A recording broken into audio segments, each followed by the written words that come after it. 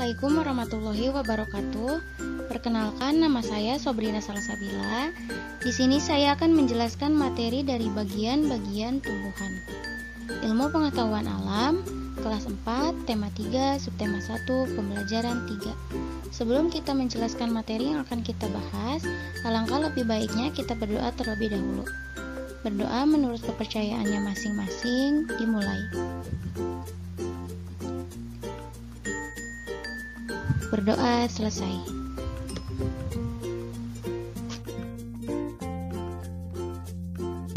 Nah, baik, kita langsung ke materi yang akan kita bahas, yaitu bagian-bagian tumbuhan. Bagian-bagian tumbuhan terdiri dari yang pertama, akar, yang kedua, batang, yang ketiga, daun, yang keempat, bunga. Materi yang akan kita bahas yang pertama yaitu akar. Apa itu akar? Salah satu bagian penting tumbuhan adalah akar. Akar merupakan bagian tumbuhan yang arah tumbuhnya ke dalam tanah. Oleh karena itu, umumnya akar berada di dalam tanah. Akar biasanya berwarna keputih-putihan atau kekuning-kuningan. Bentuk akar sebagian besar meruncing pada ujungnya. Bentuk runcing memudahkan akar menembus tanah.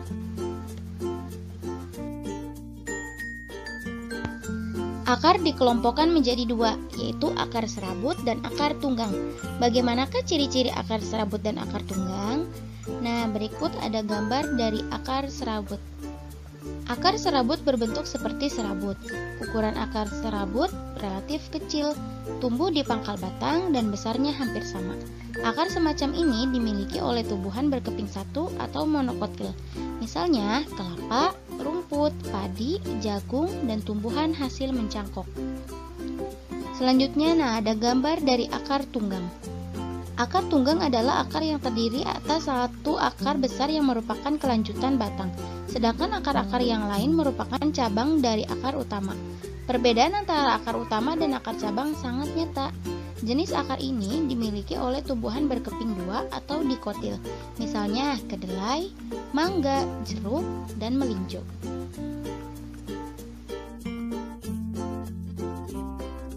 Selanjutnya ada fungsi akar. Yang pertama yaitu menyerap air dan zat hara atau mineral. Tumbuhan memerlukan air dan zat hara untuk kelangsungan hidupnya. Untuk memperoleh kebutuhannya tersebut, tumbuhan menyerapnya dari dalam tanah dengan menggunakan akar. Oleh karena itu, sering dijumpai akar tumbuh memanjang menuju sumber yang banyak mengandung air. Yang kedua yaitu menunjang berdirinya tumbuhan. Akar yang tertancap ke dalam tanah berfungsi sebagai pondasi bangunan. Akar membuat tumbuhan dapat berdiri kokoh di atas tanah. Oleh karena itu, tumbuhan dapat bertahan dari terjangan angin kencang dan hujan deras.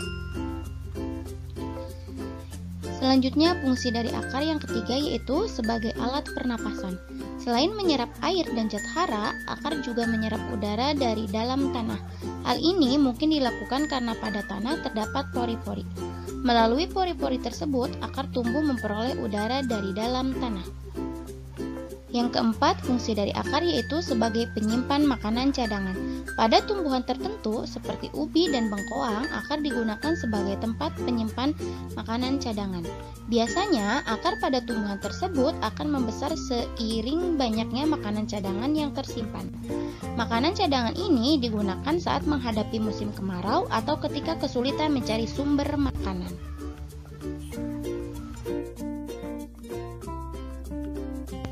Materi yang akan kita bahas yang kedua yaitu batang. Ada yang tahu apa itu batang? Batang dapat diumpamakan sebagai sumbu tubuh tumbuhan. Bagian ini umumnya tumbuh di atas tanah. Arah tumbuh batang tumbuhan menuju sinar matahari. Umumnya batang bercabang, tetapi pada tumbuhan tertentu, batangnya tidak memiliki cabang seperti pada tumbuhan pisang, kelapa, dan pepaya.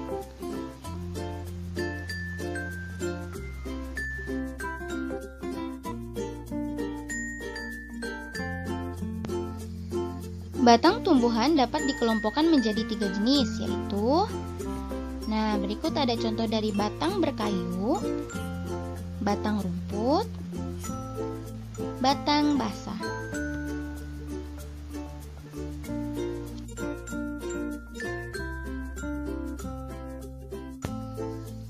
Fungsi batang. Yang pertama yaitu sebagai penopang. Fungsi utama batang adalah menjaga agar tumbuhan tetap tegak dan menjadikan daun sedekat mungkin dengan sumber cahaya, khususnya matahari. Yang kedua, sebagai pengangkut. Batang berguna sebagai pengangkut air dan mineral dari akar ke daun. Selain itu, batang berperan penting dalam proses pengangkutan zat-zat makanan dari daun ke seluruh bagian tumbuhan. Yang ketiga, yaitu sebagai penyimpan. Pada beberapa tumbuhan, batang berfungsi sebagai penyimpan makanan cadangan. Misalnya, batang pada tumbuhan sagu, makanan cadangan di sini juga bisa berwujud air. Misalnya, pada tumbuhan tebu dan kaktus. Makanan cadangan ini akan digunakan saat diperlukan. Yang keempat yaitu sebagai alat perkembangbiakan. Batang juga berfungsi sebagai alat perkembangbiakan vegetatif. Hampir semua pertumbuhan vegetatif, baik secara alami maupun buatan, menggunakan batang. Materi yang ketiga yaitu daun. Apa itu daun? Daun merupakan bagian tumbuhan yang tumbuh dari batang. Daun umumnya berbentuk tipis dan berwarna hijau. Warna hijau tersebut disebabkan warna klorofil yang ada pada daun. Namun, daun juga ada yang berwarna kuning, merah, atau ungu.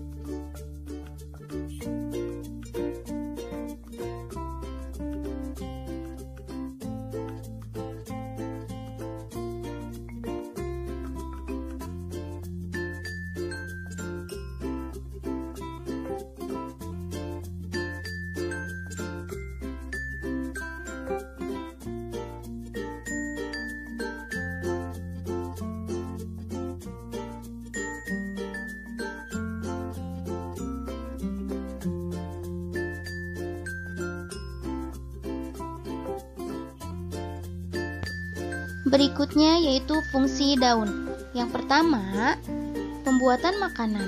Daun berguna sebagai dapur tumbuhan. Tahukah kamu fungsi dapur? Di dalam daun terjadi proses pembuatan makanan atau pemasakan makanan. Makanan ini digunakan tumbuhan untuk kelangsungan proses hidupnya dan jika lebih disimpan. Yang kedua yaitu pernapasan. Di permukaan daun terdapat mulut daun atau stomata. Melalui stomata pertukaran gas terjadi.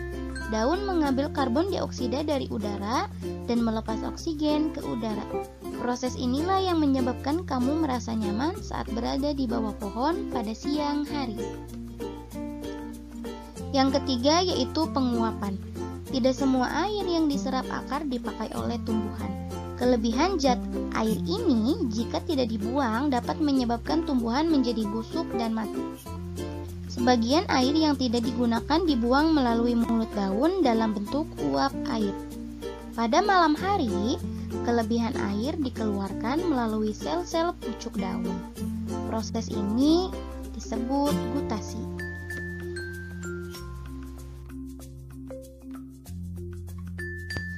Keempat yaitu materi yang terakhir yaitu bunga.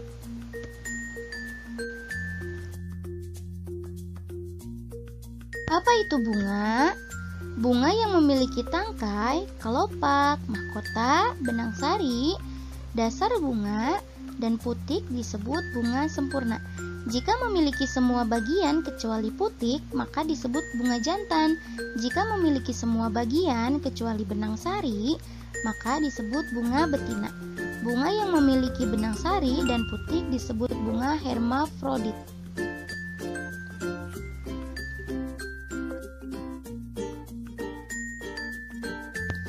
Selanjutnya yaitu bagian-bagian bunga. Yang pertama yaitu kelopak. Umumnya berwarna hijau dan berfungsi menutup bunga di saat masih kuncup. Yang kedua, mahkota merupakan bagian bunga yang indah dan berwarna-warni. Yang ketiga yaitu benang sari dengan serbuk sari sebagai alat kelamin jantan. Yang keempat, putik sebagai alat kelamin betina. Yang kelima, dasar dan tangkai bunga sebagai tempat kedudukan bunga.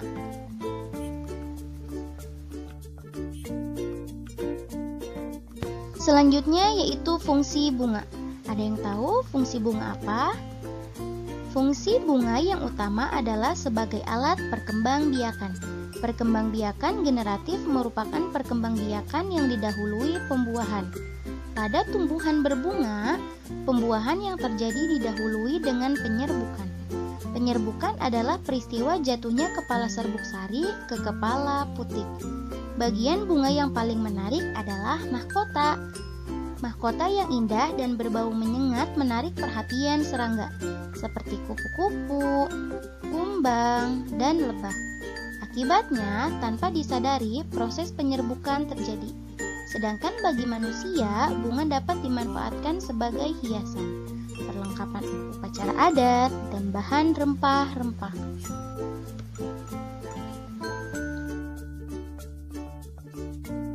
Selanjutnya yaitu kesimpulan dari materi yang saya jelaskan tadi, yaitu tumbuhan merupakan salah satu jenis makhluk hidup. Umumnya tumbuhan terdiri atas akar, batang, daun, bunga atau buah. Setiap bagian mempunyai fungsi atau kegunaan tertentu. Banyak manfaat dan fungsi dari tumbuhan sangat berguna untuk manusia dalam kehidupan sehari-hari. Sekian materi yang dapat saya jelaskan. Mohon maaf jika ada kekurangan. Wassalamualaikum warahmatullahi wabarakatuh.